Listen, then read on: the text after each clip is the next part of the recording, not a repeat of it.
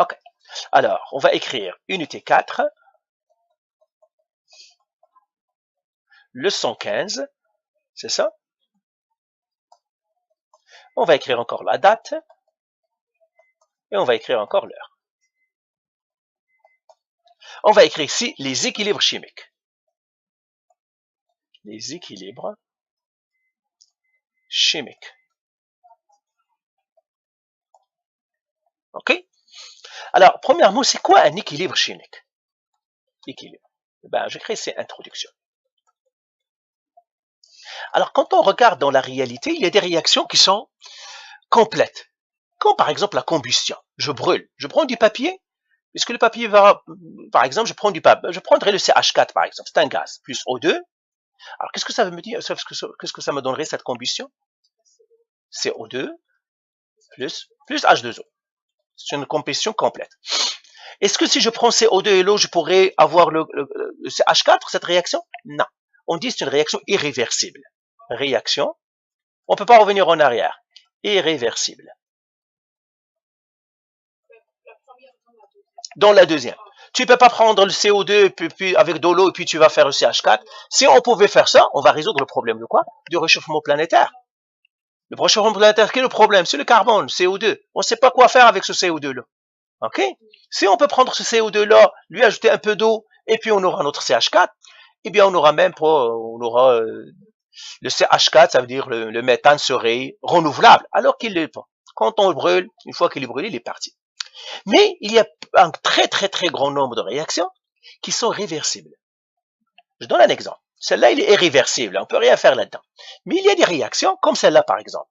3H2, gaz, plus N2, gaz, qui me donne par exemple le NH3. De NH3 gaz. Ok? Mais si je prends le NH3, lui ici, le NH3, ça c'est quel type de réaction celle-là? C'est une composition. Ok? C'est une synthèse. C'est une synthèse. Alors, maintenant, si je prends 2 NH3, et si je mets les bonnes conditions, eh bien, le NH3 va se décomposer en 3H2 gaz plus N2 gaz. C'est une réaction de décomposition. Alors, ça veut dire quoi? Ça veut dire les réactifs vont me donner les produits aussi me donnent les réactifs. C'est ce qu'on appelle des réactions réversibles. Donc, cette réaction-là, elle est réversible. Réaction réversible. Ok? C'est une réaction réversible. Alors, ces réactions qui sont réversibles, on dit qu'ils seront en équilibre. Ce sont des équilibres. Donc, dans une réaction réversible, ça veut dire j'ai les produits qui me donnent les réactifs qui me donnent les produits et les produits qui peuvent me donner aussi les réactifs. Alors, pardon? Temporaire? Non, c'est rare. C'est rare? Non. Il y a un très grand nombre de réactions qui sont très grand nombre de réactions qui sont réversibles. D'ailleurs, c'est pour ça qu'on va les étudier, on les appelle les équilibres. Ok? Ce sont des équilibres. D'accord? Ok? Alors, même celle-là on a dit irréversible, ben, la probabilité est très petite. On va voir que ça veut dire irréversible. On va voir, il y a une constante qui va être très grande. C'est pour cela qu'on va dire irréversible. Mais c'est ça. D'accord? Alors, comment les réactions qui sont réversibles, on les appelle des équilibres. Donc, on va l'écrire ici. Alors, ça, c'est la vitesse de réaction. J'élimine tout ça. Et je vais écrire que les réactions réversibles forment des équilibres. Les réactions réversibles forment des équilibres. Des équilibres. Ça veut dire quoi des équilibres? Eh bien, je vais te donner un exemple. Par exemple, donc on va expliquer ça, on va faire un exemple. Ok? Disons-moi que au début, j'ai une solution ici. Ben, c'est un contenant où je vais mettre, c'est un contenant, je mets les gaz. J'ai mis du H2 gaz et j'ai mis des N2 gaz. Donc, je vais le mettre ici au début. Je vais les mettre, je le laisse un peu de temps. Ici, le H2 et le N2, qu'est-ce qu'ils vont faire? D'accord? J'ai H2 et N2, ça c'est au début.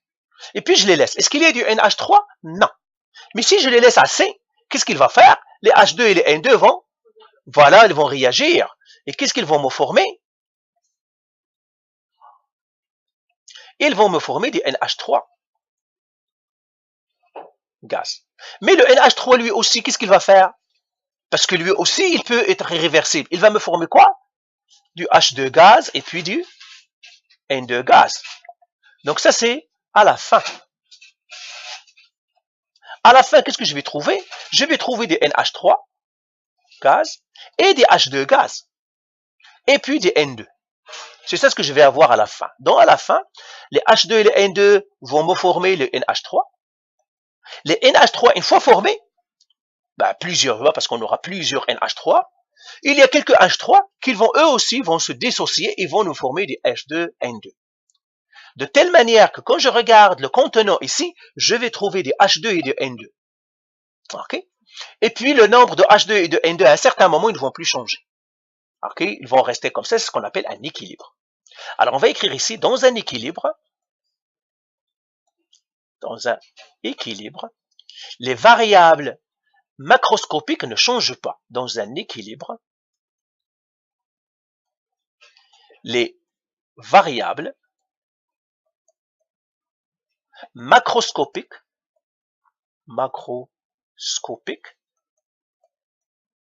ne changent pas.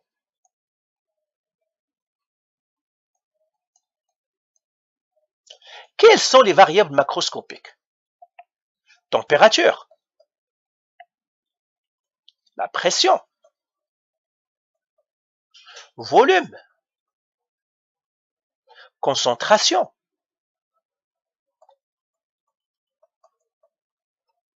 couleur, etc. Tout ce qu'on peut regarder, c'est-à-dire tout ce qu'on peut mesurer avec des instruments, c'est-à-dire macroscopiquement, comme le volume, la pression, la température, la couleur, tout ça, ce sont des variables macroscopiques. Alors, ces variables macroscopiques, là, ils ne changent pas. À l'équilibre, ils ne changent pas. OK? Alors, bien sûr, microscopiquement, je dois voir des N3 qui se dissocient. Parfois, il y a des H2, des N2 qui s'associent, etc. Ça, c'est ce qu'on appelle un équilibre dynamique. Okay? Donc, dans un équilibre, les variables macroscopiques ne changent pas. Mais microscopiquement, si je regarde une variable microscopique, eh bien, il y a des changements. Est-ce que c'est clair? Parfait. Donc, voilà, nous avons défini l'équilibre. OK? Donc, dans un équilibre, c'est quoi? C'est une réaction qui est réversible. Est-ce que tu es correct? Maintenant, on va écrire ici, alors j'efface tout ça aussi, on l'a fait, notation. Notation des équilibres.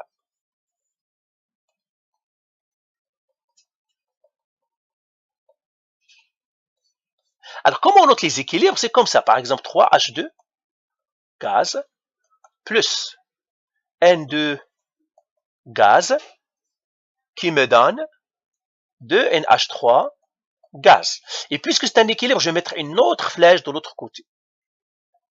Dans un équilibre, on fait une double flèche. Une qui est comme ça, on l'appelle la directe. Pardon? Oui, ça va revenir.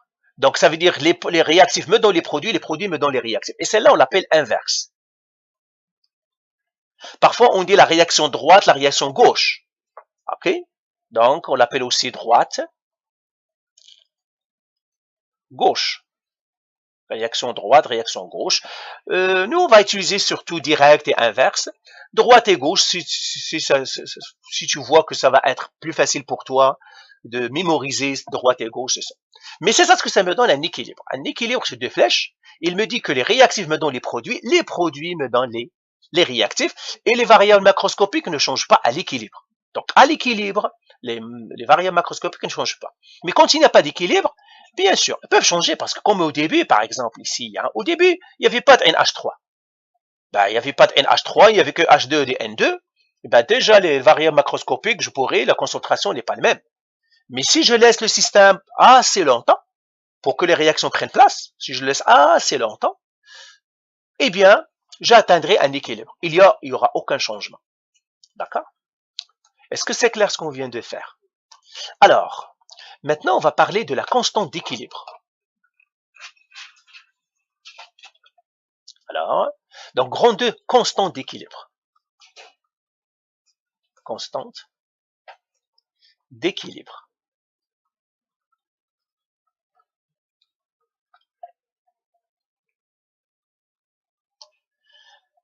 Alors, constante d'équilibre. Premièrement, on va définir ce qu'on appelle les sentiers, voilà.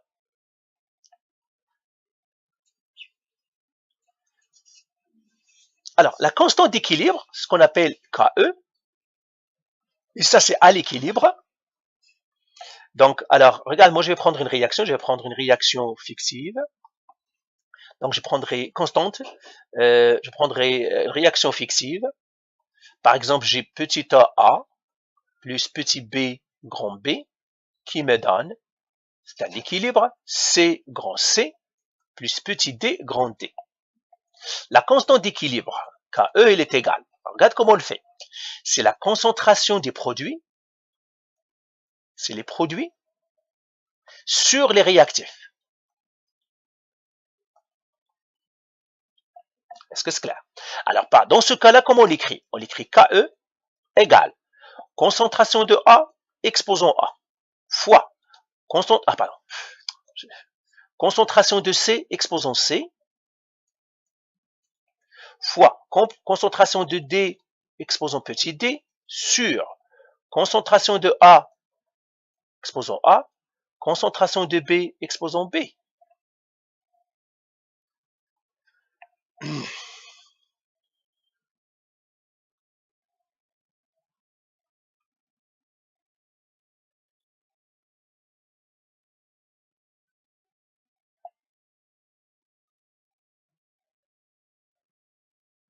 Est-ce que c'est clair?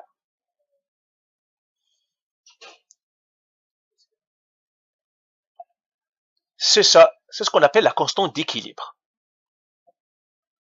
C'est ça. Alors, je prendrai un exemple.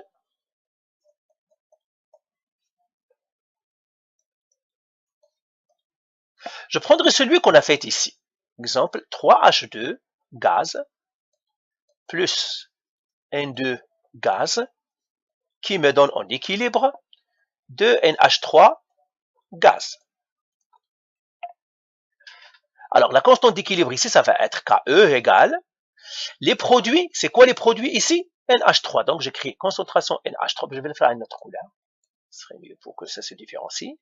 Donc, je m'écris ici KE égale concentration de NH3 exposant 2 sur concentration de H2 exposant 3 fois concentration de N2 exposant A.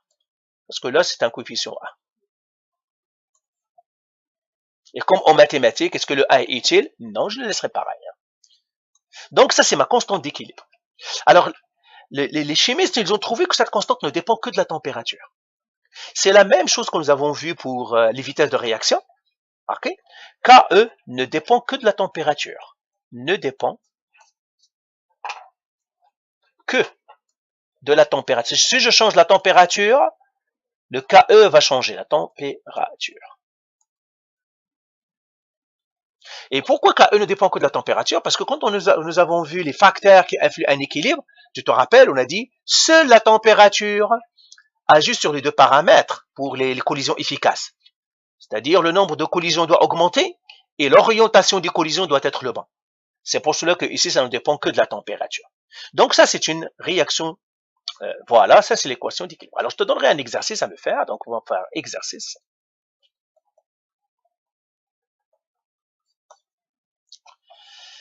Alors, je vais prendre quelques exemples. Donc, ça, on l'a fait. Par exemple, donne-moi ici, pour lui ici. Réaction 1, H2 gaz, plus I2 gaz, qui me donne 2HI gaz. D'accord? Donne-moi le KE ici. Ça serait quoi? Je te donnerai un deuxième exemple. OK? Je donnerai un autre exemple. 2 SO2 gaz en équilibre. Non, plus ben, O2, pas lui. Oui, je vais te donner celui-là, je t'en d'accord, on donnera ça. 2 SO2 gaz plus O2 gaz qui me donne 2 SO3 gaz. J'aimerais que tu me donnes le KE, c'est quoi? 3. 2 NO Br gaz qui me donne 2 NO gaz plus Br2 gaz. J'aimerais avoir le KE encore ici. Alors, on applique la même formule. C'est le rapport. C'est les produits sur les réactifs. Donc, ça me donnerait HI à la 2 sur le H2 qui multiplie le I2. Est-ce que c'est clair? Là, ici, le SO3 à la 2 sur SO2 à la 2 fois O2. Après, celui-là, les produits, c'est NO, donc je mettrai NO à la 2 qui multiplie le Br2 sur les réactifs. Je n'ai qu'un seul réactif, ça serait NO, Br à la 2. NO, Br à la 2. Est-ce que tu es correct là-dedans? Est-ce que tu as compris? Alors, il y aura des calculs après, ne t'inquiète pas, ça va venir. On va partir une à la fois, une à la fois. OK? Il y aura des calculs. Est-ce que c'est bon là-dedans? Tu es à la dernière. Je vais effacer pour qu'on fasse un autre. Je vais essayer de partir à une autre fenêtre si je trouve. C'est ça? Est-ce que tu as écrit la réaction comme ça? Alors, écris-toi le KE toute seule. Je vais passer à une autre page. Celui-là, on l'a déjà fait. Je vais effacer ça. Fais ta réaction toi. Alors, donc ça c'était 3. Je continue. Exercice 4. HCl plus, par exemple, H2O. Ou bien, attends, non, je vais faire celle-là. Mg solide plus HCl aqueux qui me donne, celui-là c'est pas un équilibre. Je mettrai comme équilibre, même si c'est pas un équilibre, mais je vais le mettre comme équilibre. Ça me donne MgCl2 plus H2. Ça c'est gaz et ça c'est solide. Non, c'est aqueux. OK? Alors, comment je vais calculer le KE ici?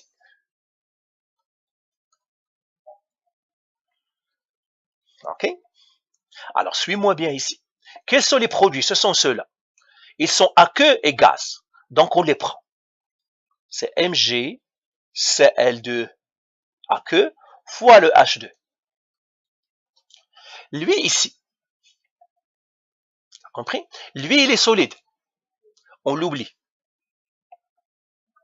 On ne le prend pas dans le KE. On ne prend dans le KE que les aqueux et puis les gaz. On ne prend pas les liquides, on ne prend pas les solides. Donc, je vais l'écrire ici sur HCl aqueux. Sur la concentration de HCl aqueux. Alors, on va l'écrire ici, note.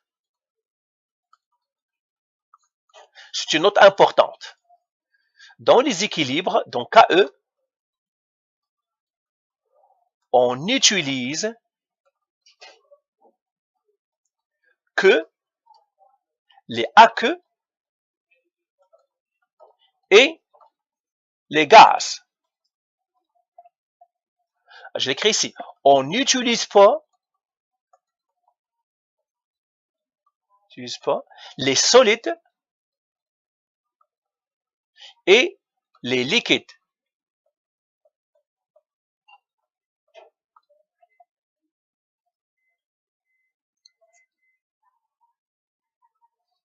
Est-ce que c'est clair?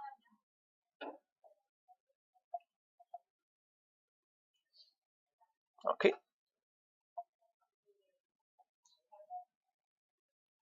C'est bon? OK. Donc, on n'utilise pas les solides et on n'utilise pas les liquides. C'est pour ça que l'état de la réaction ici est très important. L'état est très important. Donc, voilà, on a fait ça. Les liquides purs ne le sont pas. Ça, je viens de te le donner. J'espère qu'on a un exemple là-dedans. On n'en a pas. Parfait, c'est correct. OK.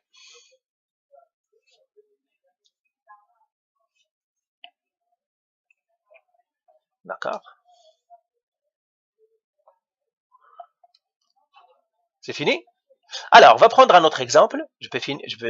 Alors, on va prendre exercice 2 ou bien exemple 2. Pardon? Non, non, c'est fini ça. C'est ça. On va écrire exemple 2, calcul de KE.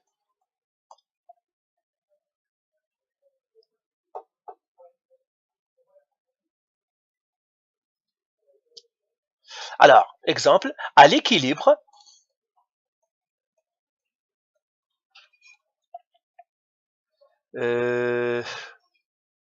on a concentration de H2 égale 0,400 mol par litre. Concentration de N2 égale 0,200 mol par litre.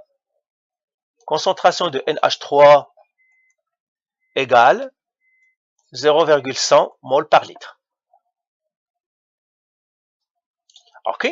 La réaction, c'est celle-là. C'est ce qu'on a fait, hein, donc, à l'équilibre, on a. Donc, la réaction, on l'avait déjà dit, c'est N2 plus H2 qui nous donne NH3. Donc, on doit mettre ici un 2, ici un 3. Ça, c'est gaz. Ça, c'est gaz. Et ça, c'est gaz. Donc, à l'équilibre, on a mis, par exemple, ces trois-là, tu te rappelles. Et puis, à l'équilibre, on a mesuré, on a trouvé ça. Alors, calcule-moi KE. Quelle est la valeur de KE? Alors, fais-moi les calculs. Donc, j'aurai NH3 carré. Donc, ne suis pas ce que je fais au tableau. Fais-le. Écris tout simplement, écris ta réaction et tu fais tout. Ne regarde pas ce que je vais faire ici. N2 fois H2 à la 3. Et là, je la calcule. NH3, 0,100 mol par litre au carré sur 0,400 mol par litre fois 400, ça c'est le N, c'est ça, 0,200. Et puis là, c'est 0,100, 0,400 mol par litre au carré. Alors, tout simplement, je donne ça à la calculatrice. Ça me donnerait 0,781. C'est ça, donc 3 chiffres significatifs. Donc, mon KE ici, la constante à l'équilibre, 0,781. Bien sûr, ça dépend de la température. Alors, à la température, on a fait l'expérience. C'est ça ce que ça me donne. Donc, c'est ça la constante d'équilibre. Voilà, on a calculé la constante d'équilibre. Est-ce que c'est bon? Okay.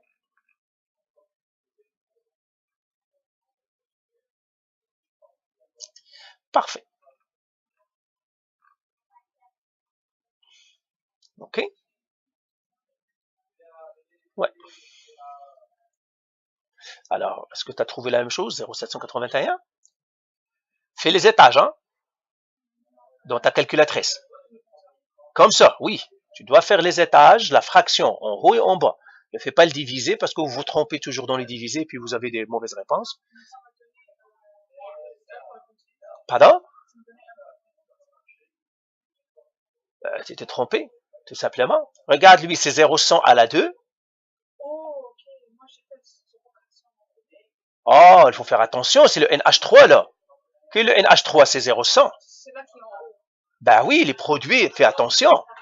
Ça, c'est 9e année mathématiques. Ben oui, les produits sont en haut, les réactifs sont en bas.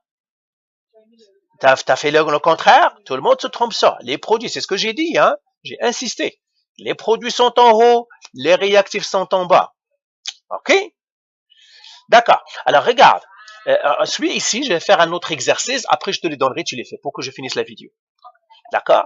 Alors, on va faire un autre exercice maintenant. Alors là, bon, je vais effacer tout ce qu'il y a ici. Fermez là. Oui. Je vais effacer tout ce qui est ici.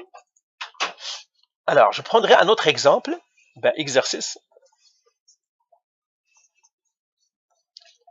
J'ai l'équilibre celui-là. J'ai H2 gaz plus I2 gaz qui me donne 2 HI gaz.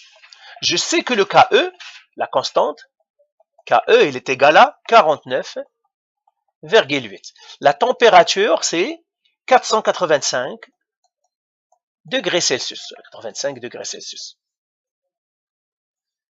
485 degrés Celsius.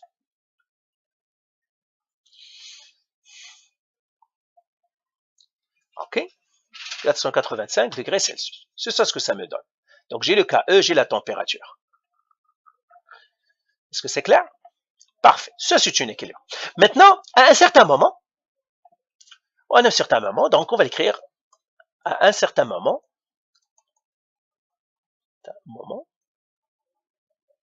on a. C'est-à-dire, à un certain moment, on a fait quelques mesures et on a les informations suivantes. On a la concentration de H2 ou bien de HI. On a trouvé que c'est 2,98 mol par litre. Alors, j'écris ici M majuscule. Qu'est-ce que ça veut dire M majuscule? M majuscule, ça veut dire mol par litre. D'accord? C'est pour cela que je l'écris, parce que parfois tu pourras la voir. Tu dois savoir que M majuscule, ça veut dire mol par litre. C'est ça, on les a déjà faites. Hein? 0,45, c'est 11e année. Hein? Mais il y a ceux qui l'oublient. Je le mettrai aussi un grand M. Concentration de I2 égale 0,45 mol par litre. C'est ça ce que j'ai mesuré. Hein? Maintenant, moi, je ne sais pas, est-ce que le système est en équilibre ou non? Question, est-ce que le système est en équilibre? Est-ce que le système est en équilibre? Est-ce que le système est en équilibre?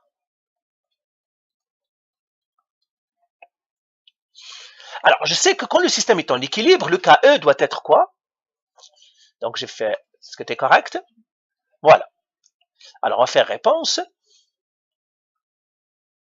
C'est ça. Est-ce que c'est clair? Ok, alors je vais effacer la question, c'est pour avoir de l'espace. Et je fais ces réponses. Ou bien solution, c'est mieux de faire solution. Solution.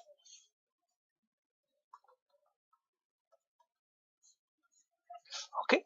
Solution, je sais que KE, ça doit être la concentration de HI au carré sur la concentration de H2,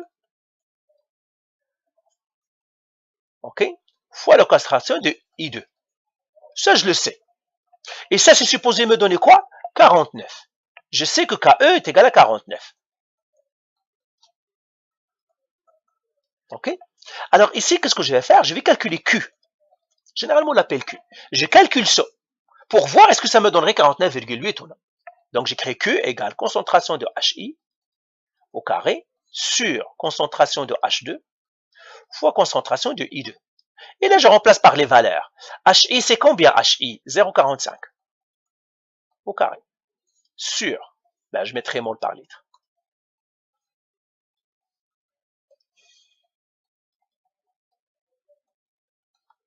Mol au carré sur. Quel est le H2? 0,45. mol, qui multiplie le A et le I2, c'est aussi 0,45 mol, lui aussi. Alors, fais-moi ce calcul à la calculatrice. Donc, je vais traiter Q égale. Alors, dis-moi combien ça t'a donné. Alors,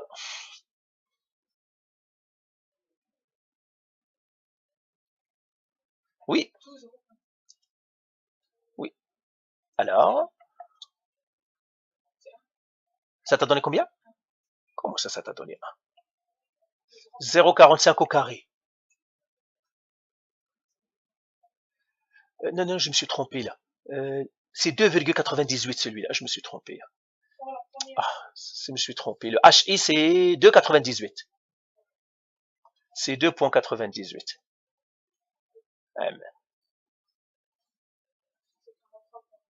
Combien?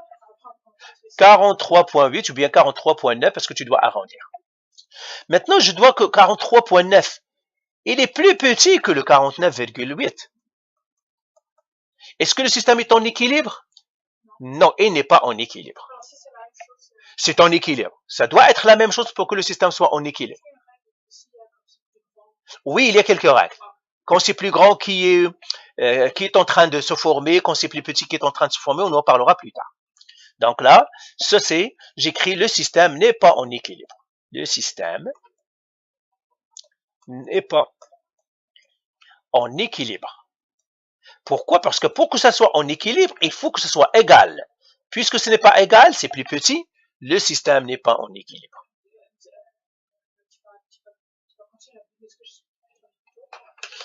Oui, ça y est, maintenant, je crois qu'on va arrêter ici pour celle-là parce que tu dois digérer déjà ce qu'on vient de faire. Tu dois faire des exercices sur ça. D'accord? Alors, il y a des exercices à faire. Et puis, on reviendra encore avec d'autres calculs. D'accord? Avec c'est-à-dire les équilibres. Est-ce que c'est bon? Ok, je vais arrêter la vidéo.